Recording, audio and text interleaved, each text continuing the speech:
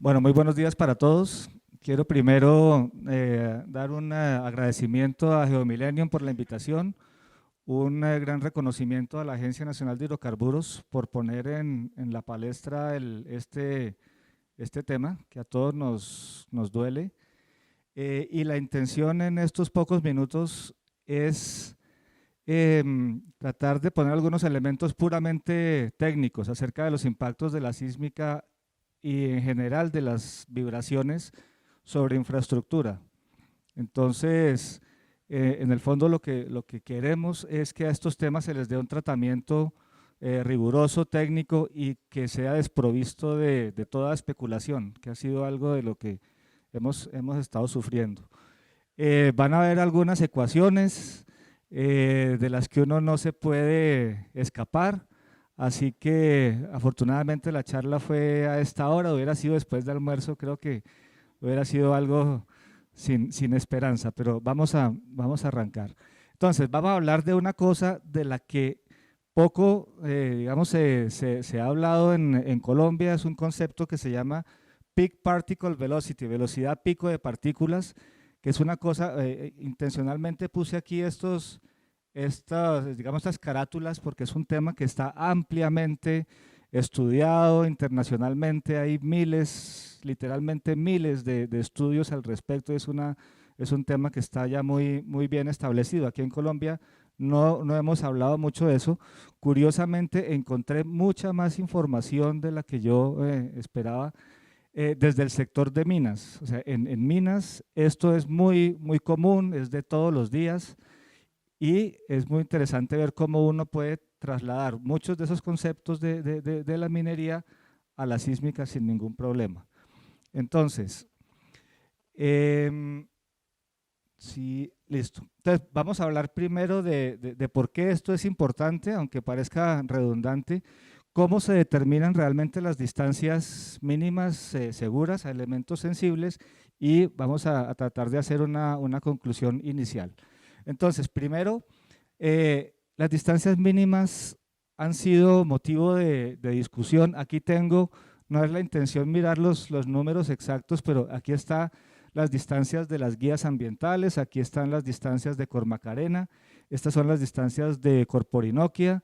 Hay, supongo, digamos, guías o recomendaciones de Corpo Boyacá. En cada corporación que uno llega o se da un proceso de adopción de lo que la corporación recomienda o inclusive se llega a una especie de negociación dentro del aspecto social donde entran las distancias y uno tiene dudas siempre, bueno, pero ¿por qué 100 metros? ¿Funcionará 50 o tendrá que ser 150? ¿De dónde salió esta información? ¿Quién realmente da fe de que las distancias son correctas? Uno ve cosas como esta también. Aquí ven ustedes que, o sea, para ciertos elementos, no importa la carga, esta será la distancia, ¿no? Pero también vemos que hay algunos elementos en los que se hace un escalonamiento, que las distancias van a variar dependiendo de la carga. Entonces uno se pregunta, bueno, pero ¿por qué aquí yo escalono y por qué acá no? ¿Por qué a veces de pronto Cormacarena tiene un criterio, Corporinoquia tiene otro? Hay por ahí unas 6, 8 versiones de distancias dependiendo de donde uno esté y en realidad es problemático, causa mucha inquietud en las comunidades, mucha dificultad en las corporaciones también para ejercer control. Y entonces, por eso, lo que vamos a hacer hoy es tratar de ver de dónde pudieron haber salido estas distancias, cuál es la lógica detrás de eso, cómo se calculan. También vamos a tratar de ver, o sea, qué información se ha usado en la generación de estas tablas, que es sobre todo información internacional, y qué nos falta hacer aquí en Colombia para tener algo mejor. Entonces, aquí hay, la importancia de esto es lo que he explicado, es relativamente obvia, pero hay dos caras de la moneda. Esto es una imagen de un video que está circulando recientemente en internet, que es un tema en el que pues, se muestran unos daños realmente impresionantes en cercanías de pueblos de Boyacá por la zona Sogamoso, Firavitoa, por ahí donde Maurel y Prom hizo una sísmica. El video muestra prácticamente casas que han sido partidas por la mitad, unas grietas de centímetros, ya digamos de decenas de centímetros en el terreno, y pues se atribuyen a la sísmica. Este es solo un caso, este es quizás el más reciente, pero como este hay muchísimos y digamos, no podemos sustraernos al tema de la sequía en Casanare, de la mortandad de los chigüiros, donde también la primera reacción y fácil fue atribuirse a la sísmica. Entonces, en general, hay preocupación, o sea, cualquiera que vea esto y en un noticiero de circulación nacional se pregunta y se preocupa si en realidad esto es así. Lo que han presentado los medios da por hecho que la sísmica produce ese tipo de impactos. Entonces, para una audiencia que no está suficientemente informada, simplemente lo toma como un hecho real, y esto explica en cierta manera también mucha de la conflictividad social que vivimos.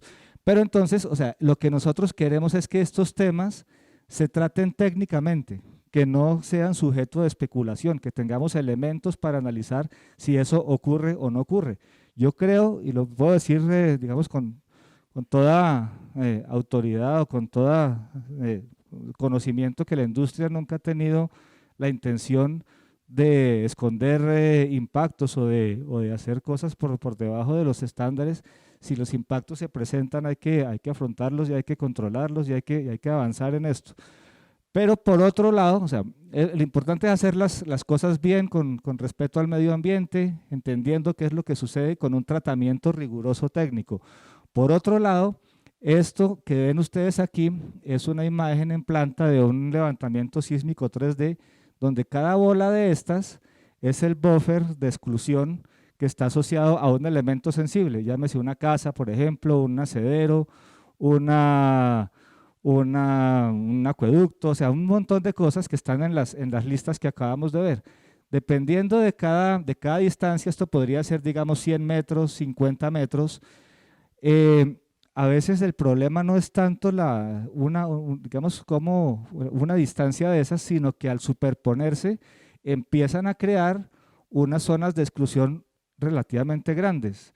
Muchas veces el tamaño de esas exclusiones hace que sea inviable un programa sísmico, porque digamos, la calidad de la información va a estar relacionada con que se mantenga la geometría de adquisición que estaba prevista. La sísmica 3D, la sísmica 2D, todas tienen un cierto grado de flexibilidad, pero cuando ya se llega a unas situaciones muy de grandes exclusiones, inclusive eso puede llegar a marcar una inviabilidad de un proyecto sísmico. Entonces, es importante que estas distancias sean las que tienen que ser. Entonces, yo he visto dinámicas en las que en las socializaciones digamos, se parte de una distancia de 100 metros, que es lo que tiene la corporación, pero dentro de la negociación que se hace en la socialización, entonces ellos dicen, la comunidad presiona porque quieren que sea una distancia de 150 o de 200 metros.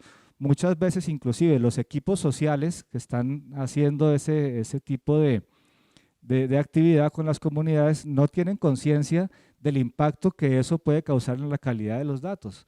Y digamos que en algún momento puede parecer sencillo decir, bueno, listo, sí, o sea, pasemos de 100 a 150, le damos una tranquilidad a la comunidad, y resulta que al hacer eso están impactando la calidad de los datos. Ese no debería ser un tema de discusión desde el punto de vista social. Entonces, hay dos caras de la moneda. Entonces, o sea, ahí es cuando viene la rigurosidad técnica. Solamente el tratar estos temas técnicamente nos va a permitir llegar al equilibrio deseado. Entonces, ¿cómo se determinan las distancias? Les voy a pedir un favor a los organizadores, me avisan cuando me falten 5 minutos, a ver cómo voy. Entonces, dale clic al video. Vean ustedes aquí, en el agua es fácil de ver las cosas. En la Tierra pasa lo mismo. La Tierra cuando se produce una vibración, van a estar pasando unos trenes de ondas como los que vemos acá. El corcho le muestra a uno cómo se están moviendo las partículas. Ponlo otra vez, por favor. Entonces, ahí están pasando las ondas, en la Tierra pasa exactamente lo mismo, y yo puedo medir qué tanto se desplaza ese corcho. Entonces, esto que estoy poniendo acá, aquí está el tiempo y aquí está el desplazamiento, es qué tanto sube y baja ese corcho con el tiempo. Eso se llama el desplazamiento y lo puedo medir. Hay otra, la derivada de este desplazamiento se llama la velocidad. Entonces, esta gráfica de acá me está mostrando a qué velocidad se está moviendo ese corcho. Y si yo vuelvo y derivo esto, me da la aceleración. Me dice cuál es la aceleración que está sufriendo ese corcho. Todas estas cosas yo las puedo medir, pero esta, la velocidad, realmente es la que nos va a importar porque está demostrado de manera muy completa que esta velocidad es la que podría eventualmente estar asociada a la producción de daño. Y en particular, la máxima velocidad que yo tenga, que se llama velocidad pico de partículas, esa está asociada al daño. Cuando yo me paso de cierto nivel de velocidad, hay mucho riesgo de que ocurra daño. Entonces, el tema es que nosotros lo que queremos hacer es medir esa velocidad pico de partículas y, digamos, idealmente uno tendría que tener una regulación que le diga, bueno, ¿hasta dónde puedo ir? Entonces, aquí tenemos, o sea, posibilidad de daño asociado a velocidad pico de partículas. Entonces, las regulaciones que hay, que las hay en muchas partes, están orientadas a limitar ese valor de velocidad pico de partículas. Vamos a ver cómo se hace eso. Entonces, hay que medir la velocidad pico de partículas. Y no venía preparado, pero ahí les voy a circular el aparato para que lo vean. O sea, eso se mide con es un geófono, siempre tenemos más que un geófono. Lo que pasa es que este geófono es un geófono de 3 componentes. Él mide el movimiento en esta dirección, movimiento en esta dirección y movimiento vertical. Entonces él va a estar midiendo este es un geófono de velocidad, te mide la velocidad y de una vez uno sabe entonces cuál es la velocidad de partículas. Entonces, este es un ejemplo de una medición aquí en Colombia con la fuente es un VibroSize. Este es el tiempo, este eje que tenemos acá es la velocidad de partículas, esta es una de las componentes, la otra y la otra, 3 componentes que tiene el geófono. El valor máximo de velocidad es lo que llamamos velocidad pico de partícula, aquí dice que ese valor es 1.6 más o menos, 1.7 y 1.6 tal vez. O sea, este es el valor máximo de la velocidad de las partículas. Aquí cuando ustedes ven esta vibración, así es la vibración típica que causa un vibro. Y uno también puede estas mismas vibraciones o esta misma presentación, analizarla desde el punto de vista de frecuencia. Entonces, esta primera componente, ese máximo que teníamos allá, está asociado a una cierta frecuencia, que en este caso es como 15 Hz. Aquí esta frecuencia está asociada como a 30 y pico Hz, 30 y pico Hz. Entonces, en principio, las vibraciones de baja frecuencia tienen el potencial de hacer más daño que las de alta frecuencia, por eso nos interesa la frecuencia. Entonces, tenemos 2 elementos acá. Tenemos la velocidad pico de partículas y una frecuencia. Entonces, yo puedo hacer aquí un gráfico que tiene velocidad pico de partículas y frecuencia. Esos 3 datos que saqué ahí de una medición los voy a poner en este gráfico. Entonces, tengo aquí un punto, otro punto y otro punto. O sea, yo produje una vibración de 1.65 milímetros por segundo con esta frecuencia. Lo que me dice la ley o las regulaciones en muchas partes donde las hay, es que a esto yo le pongo un límite y le digo, usted no puede pasarse de un cierto nivel. O sea, usted haga lo que tenga que hacer, pero no sobrepase un cierto nivel acá. Y lo que suelen hacer las regulaciones es que tienen un nivel, digamos, más restrictivo para las bajas frecuencias. Ustedes ven aquí que esto aumenta y para las altas frecuencias pues, le da a uno un poco más de libertad. Entonces, ese es como la parte conceptual. Entonces, por ejemplo, en México, ¿cómo es esto? Fíjense lo que acabamos de ver. Un eje de velocidad pico de partículas y un eje de frecuencia. Aquí están los valores de vibración permitidos. Aquí tenemos 1 milímetro por segundo, 10 milímetros por segundo, 100 milímetros por segundo. Esto es una escala logarítmica. Y aquí están las frecuencias. Entonces, si usted vibra, por ejemplo, a 10 Hz, usted va a encontrar aquí que aproximadamente, aquí está como estos puntos, son 9 milímetros por segundo lo que usted puede producir de vibración. Esa es la ley y eso está puesto en este decreto, digamos decreto, es una norma que es precisamente para sísmica, por eso llama la atención porque hay otros que son de minería o digamos, de tráfico. Este es para sísmica. Entonces, aquí le dicen a usted qué tipo de vibración puede producir. Entonces, uno tiene que demostrar que se mantiene aquí dentro de esta zona. Este es un ejemplo de aplicación en México donde se está usando vibradores en una zona urbana que es perfectamente común. Allá en realidad poco llama, o sea, la gente no se extraña que se esté haciendo pues sísmica urbana. Y hay ejemplos en todo el mundo, en Europa, en Estados Unidos, de sísmica en las calles. Y entonces aquí están los aparatos, se está midiendo el nivel de vibración. Y aquí, en este tipo de gráficos, esta lineecita de acá es el límite normativo. Y o sea, estos puntos son lo que realmente se mide.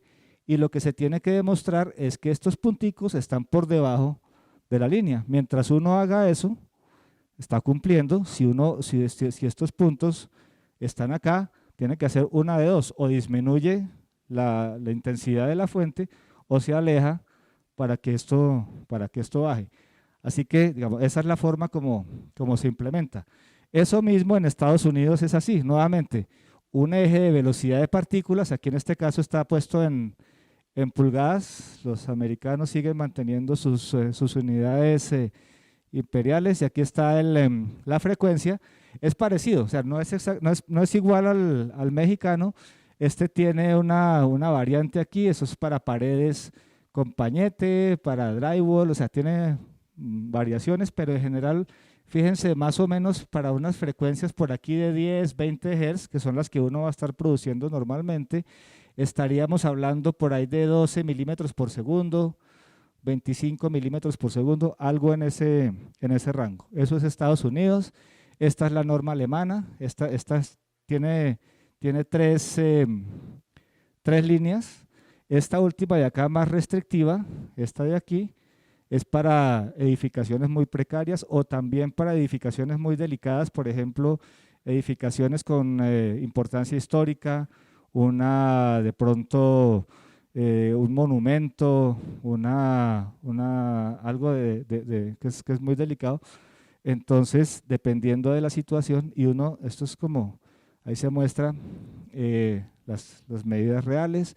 Esta es la norma francesa. Los franceses suelen hacer todo diferente al resto del mundo, entonces eso no tienen las pendientes como las veíamos, pero es similar, o sea, es una cosa escalonada para dos casos. Nuevamente, para las frecuencias que nos interesan, por aquí 20 Hz, 30 Hz, estaríamos siendo esto logarítmico por aquí en unos 7, 8 milímetros por segundo, algo de ese estilo. Esta es la norma española. Y este es un resumen de las normas que acabamos de ver. O sea, hay unas más arriba, otras más abajo. Nuevamente aquí, 1 milímetro por segundo, 10 milímetros por segundo, por acá más 100. Nosotros vamos a estar por acá, o sea, generalmente por ahí en unos 20 Hz, 30 Hz. Entonces les voy a pedir, hagamos un ejercicio. Supongamos, nosotros no tenemos una norma colombiana, es decir, lo que uno quisiera tener, inclusive no solo para sísmica, es para vibraciones, para construcción de túneles, para ingeniería, una norma. Entonces, adoptemos aquí para el propósito de la charla un límite. O sea, supongamos que vamos a tener una línea por aquí para estas frecuencias de 20 o 30, ¿qué número sugerirían ustedes que usáramos? ¿Alguien tíreme un dato ahí?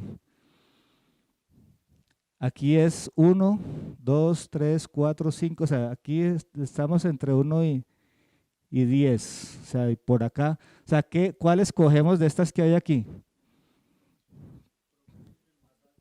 Por ejemplo, entonces, digamos que podría ser algo de este estilo, por ahí un 10.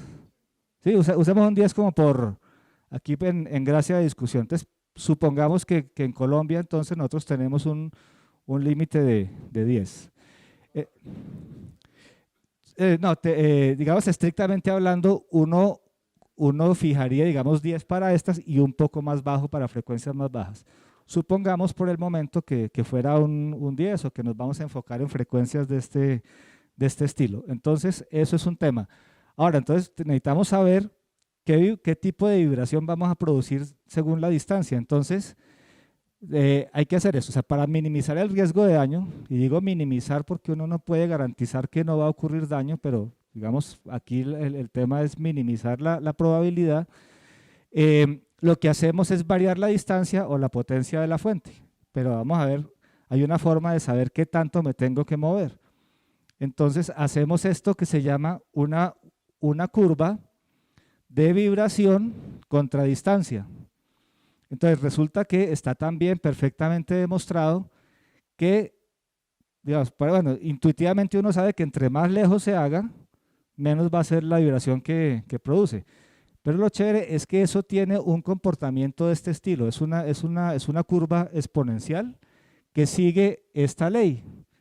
Aquí está la velocidad de partículas, esta es la distancia, y hay un par de coeficientes que también uno, digamos, lo esperaría, dependen de la zona donde uno esté. O sea, no es lo mismo estar aquí digamos, en la sabana, que estar en el desierto de La Guajira, que estar en las montañas del Valle Superior. En fin, eso tiene unas constantes que se determinan y que dependen del área.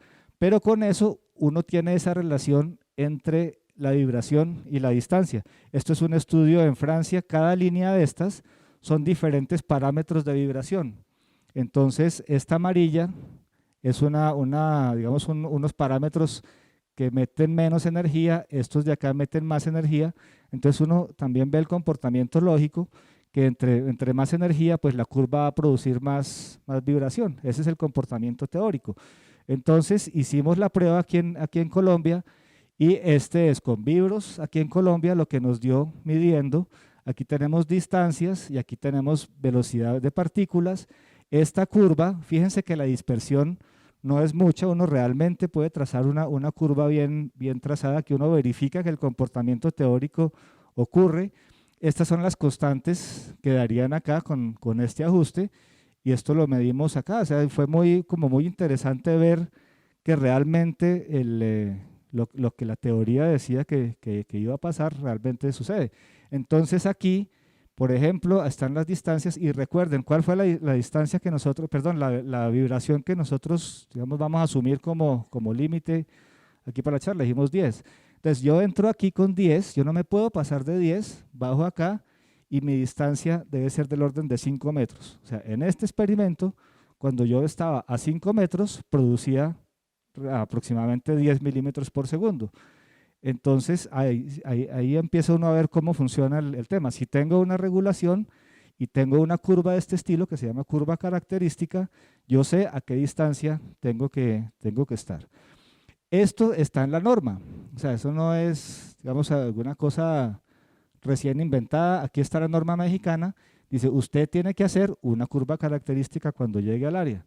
Entonces usted prueba con diferentes distancias, y aquí le dice cómo hacerlo. Usted tiene que hacer tal y tal cosa, pone el geófono en tal parte, y usted hace esto, y eso se oficializa, así como lo hace uno con las distancias mínimas. Acá antes de arrancar su programa usted dice, estas son mis distancias, la gente le pone la firma y dice, listo, acordamos esto. Allá se hace esto, y yo espero que en la charla de la experiencia mexicana, supongo que veremos algo de este estilo, pero eso es lo que existe en muchas regulaciones. Entonces, eso es la teoría. Ahora vamos a ver ejemplos prácticos de cómo funciona esto aquí en Colombia. Entonces, el primer ejemplo, lo más sencillo, es poner el geófono en un cierto lugar y empezar a soltar. Aquí estamos soltando una piedra, es una piedra grande, y entonces la vamos soltando a distancias progresivamente mayores, a ver qué vibración produce. O sea, un ejemplo, digamos, de de salón de clase prácticamente, y aquí se ve, esta es para referencia a la norma mexicana, estos son los 10 milímetros por segundo, estos son en cada punto lo que medimos, esta es la distancia contra las vibraciones, aquí está puesto en escala logarítmica, esa curva que veíamos antes, aquí se va a ver como una recta, se ve que el comportamiento es bastante, digamos, coherente, eso da estas constantes. Entonces uno tiene caracterizada ya su zona para este tipo de fuente y uno puede predecir qué vibración va a producir para cada distancia. Eso le permite, por ejemplo acá, si nuestro límite fuera 10, saber que tiene que estar a más de 1 metro de distancia. Sencillo.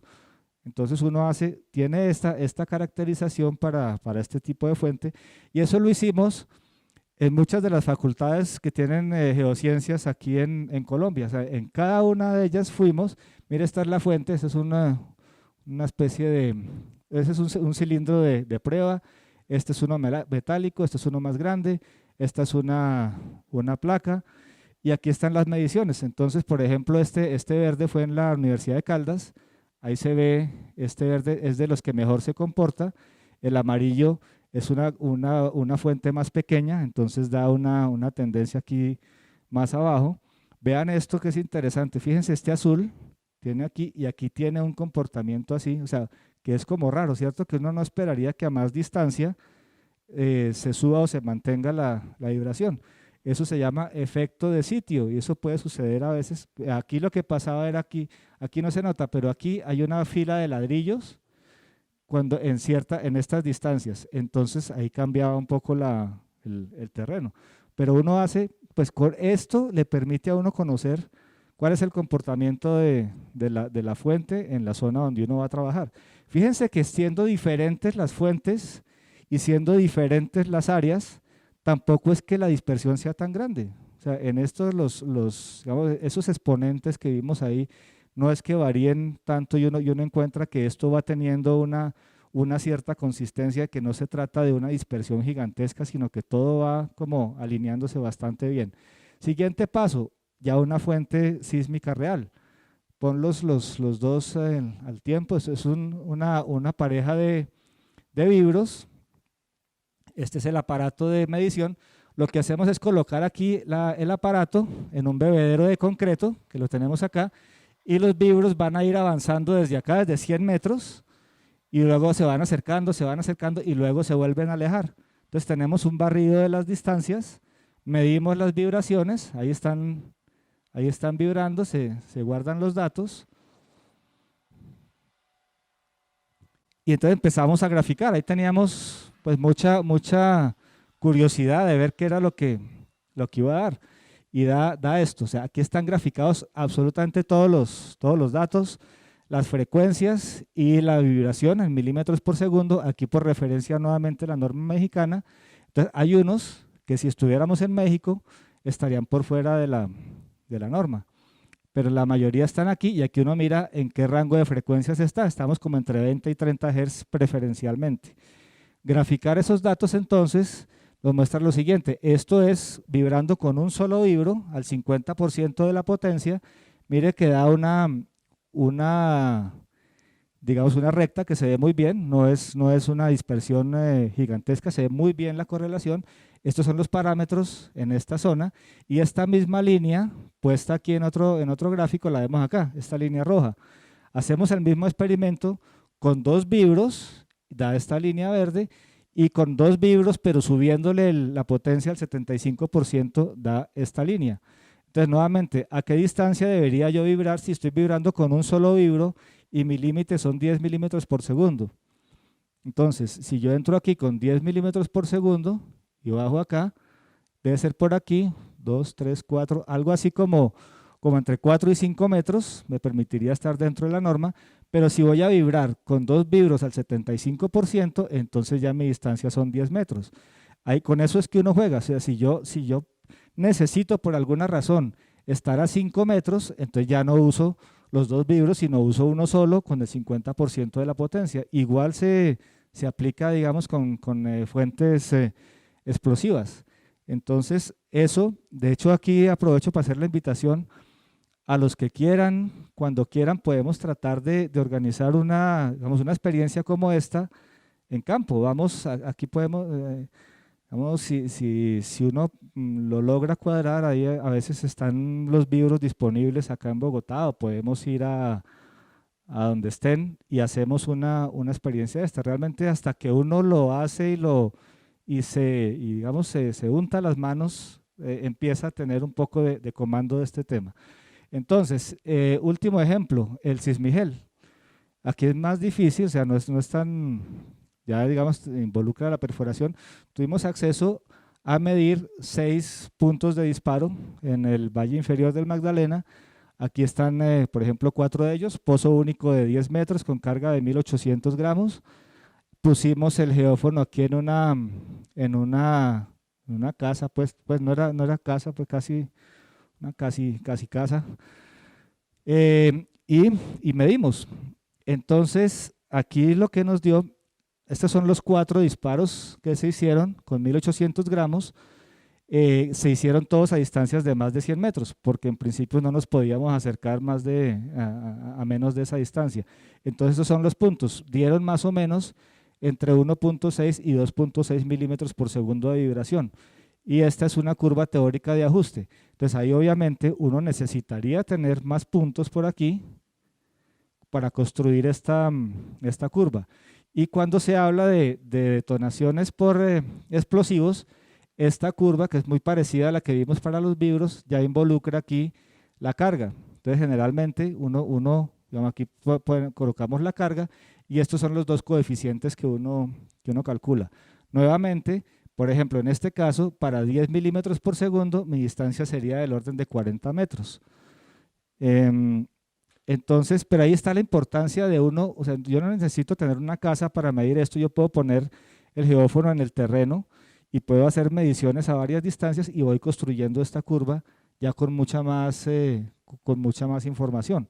Pero eso es lo que no tenemos mucho acá. Dime. Son constantes, tienen como el mismo significado de lo que veíamos, es muy similar a esto. Aquí esta distancia pasa a ser digamos, lo que se llama la distancia reducida, que está afectada por el tamaño de la carga, pero es simplemente como los parámetros que necesitas para poder construir esta curva analítica. Entonces son constantes empíricas, pero que tienen que ver con el terreno, con el sitio donde tú estás. Entonces lo que uno quiere hacer es realmente calcular A y B. O sea, nosotros sabemos cuál es la carga, las distancias nosotros las definimos, el PPB lo medimos, necesitamos saber cuál es A y B. Haciendo un ajuste, digamos por mínimos cuadrados o como uno quiera, en este caso, esta curva azul está asociada a estas constantes, 1700 y menos 1.6. Entonces, en ese punto, en ese momento, cuando yo pongo aquí las constantes, tengo una predictibilidad de qué vibración voy a producir con determinada carga. Ahora, ¿qué hago con eso? Puedo hacer cosas como esta. Esta es la misma ecuación, pero ya tenemos A y B. Entonces, si yo tengo A y B y quiero definir, por ejemplo, un valor de PPB de 10, por ejemplo, entonces lo que me sale es una relación entre distancia y carga, que la puedo poner acá. Entonces, aquí tengo distancia y carga. Esta línea de acá es la línea que acabo, digamos, si yo fijo aquí 10, le pongo aquí un 10 a esta ecuación, me dice cuál es la combinación de carga con distancia que hace que yo pueda mantenerme con 10 milímetros por segundo o menos.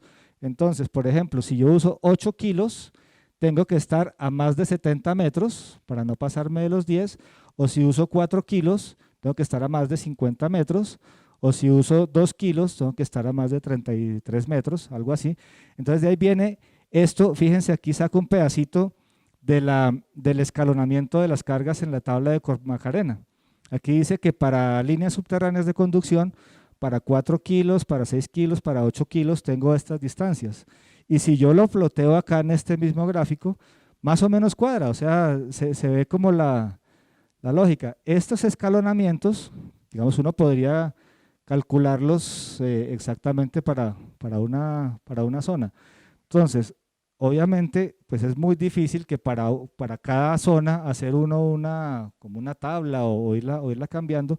Lo que se hace es, de pronto ya teniendo muchos datos, uno establece una especie de envolvente, un límite que sea seguro, y lo que hacen en muchas regulaciones es que simplemente se pone una tabla, que es una tabla relativamente conservadora, pero si se quiere usar una distancia menor, hay que hacer un estudio de estos que lo justifique, o sea, medir las PPVs. Pero, o sea, el mensaje es que estas cosas no salen del aire, o sea, se pueden medir, y si uno en cada programa sísmico que hace mide un poco de eso, o sea, empieza a conseguir algo de información, cuando la reúna va a empezar a ver, es como lo que hicimos en las facultades, o sea, empieza uno a ver que los datos en realidad no son tan dispersos y pueden ser agrupados.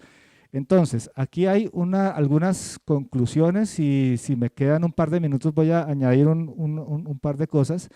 O sea, este análisis de PPV es una cosa robusta, o sea, no es una cosa que haya salido hoy ni nada, es una metodología pues bastante, sobre todo en el tema de minería, muy aplicada. Las distancias, si uno mira las distancias que tenemos hoy en día, son bastante conservadoras. A 100 metros, uno con explosivos no estaría produciendo en general vibraciones de más de 3 milímetros por segundo, y los límites internacionales y México, referencias existentes, hablarían de que uno debería estar por ahí entre los 8 o 10 milímetros por segundo. Entonces estamos bastante por el lado seguro. Este tipo de análisis le permiten a uno analizar, mirar el escalonamiento de las cargas. O sea, tiene toda la lógica que si uno va a usar 2 kilos de carga, o digamos 900 gramos, que es la carga que con más frecuencia se usa en Colombia, pues puede usar una distancia mucho menor. Pero es importante seguir midiendo y, o sea, tener una tabla unificada. No debería uno tener tantas tablas y que eso dependa de la corporación. Eh, en ese sentido, pues es bienvenido lo que logre salir del decreto de sísmica que está en proceso, que saliera una tabla unificada lógica, pero hay que seguir midiendo, o sea, hay que tener datos y datos y datos para uno poder hacer los análisis. Es importante que todo el mundo, todos los que estamos acá, todos los que tenemos que ver con este tema, aprendamos de eso, o sea, que sea una cosa, digamos, normal, que eso no es ciencia espacial ni nada de eso, es una cosa bastante sencilla, pero que todos los conceptos sean compartidos por operadoras, por contratistas, por reguladores, por las mismas comunidades inclusive. Hay que reunir todas esas informaciones, y esto también se puede trabajar a través de proyectos de tesis con universidades que faciliten una interacción entre industria y academia. O sea,